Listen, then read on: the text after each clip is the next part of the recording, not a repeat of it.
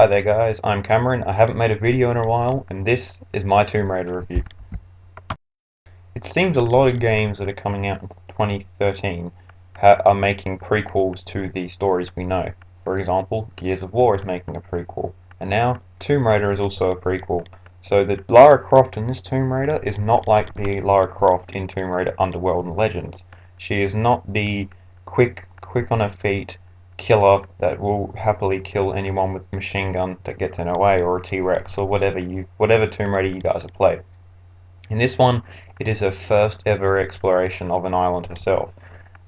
She is going there on a boat which gets shipwrecked. She ends up on this island called Yamatai, which used to be home to a sun queen called Himiko. The story gets really thickened with this whole mythology of Himiko and the history behind the island, and it really starts to feel like Tomb Raider. But at the start, you can really see how Lara is not the person she normally is. She doesn't kill. She's very reluctant to do anything herself. She is scared. You can tell that by the cutscenes where she begs people to come and find her. But as the game progresses, you can see her change, and this is really cool because it's very noticeable, but it just adds to the effect of Lara changing and becoming the person we know. For example, her first kill in the cutscene, she is nearly throwing up, and she's retching, she's crying, but then we see her go very quickly from that into the happy headhunter that the player will play as, which is kind of an unbelievable transition, but the cutscene itself after her first kill is very believable. It makes it seem like she does regret things, but she is learning that she has to do these things to survive on this island. With that said, the story itself will take you about maybe 12 hours to complete, plus an extra 1 or 2 hours if you want to try and 100% the game.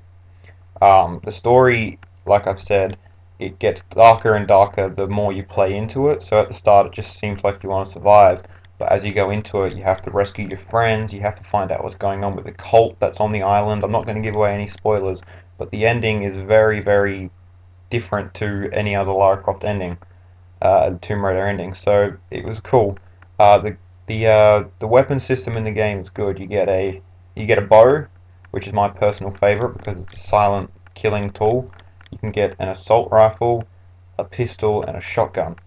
And throughout the game, you'll be finding parts for these weapons. And when you find 3 parts for each weapon, you can upgrade the weapon, and it gives you more upgrades to put on there. For example, you can put a silencer on your pistol, a silencer on your machine gun. You can put a grenade launcher on it.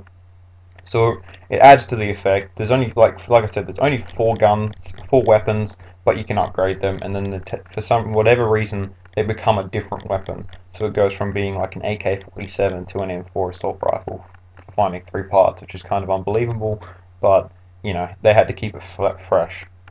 The game plays like an RPG. You'll be constantly upgrading Lara, giving her different skills and abilities. For example, you can get like hunting skills, finesse skills, so you'll be better with guns and in combat. You can become a trained killer, which is another transition from being innocent Lara to badass Lara.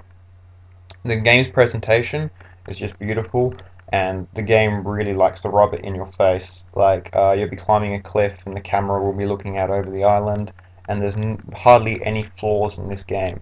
However, I will mention one thing, and this is something you may want to take into account if you haven't played this game yet. There is a bug, and I'm not sure if it's been fixed yet. You'll get to about 70% in the game, and there will be a glitch where you have to pull a weight. I come across this bug, and I had to start a whole new game, so just be aware of this bug, and don't hate on the game because it's there. I'm sure the developers are trying to fix it. Multiplayer is where the game falls. It's just your standard multiplayer. Team deathmatch, capture the flag, all that jargon that's in every other game. It's no change. There's the climbing in multiplayer, and there's the gunplay in multiplayer, but other than that, it's not Tomb Raider, the single player experience. It's just pretty much a third person Call of Duty or Battlefield. It's nothing to write home about. But sadly, I mean, the game is great, the multiplayer drags it down, but don't let the multiplayer ruin your single player experience. Don't buy this game for multiplayer, buy it for single player. If you love Lara and you love the puzzle solving and the experience of being a Tomb Raider, then please try this game. It's already made my top 10 favorite games, and it's only been out for a week now. So, guys, enjoy it. My next review will hopefully be up on Injustice. Thanks. See you later.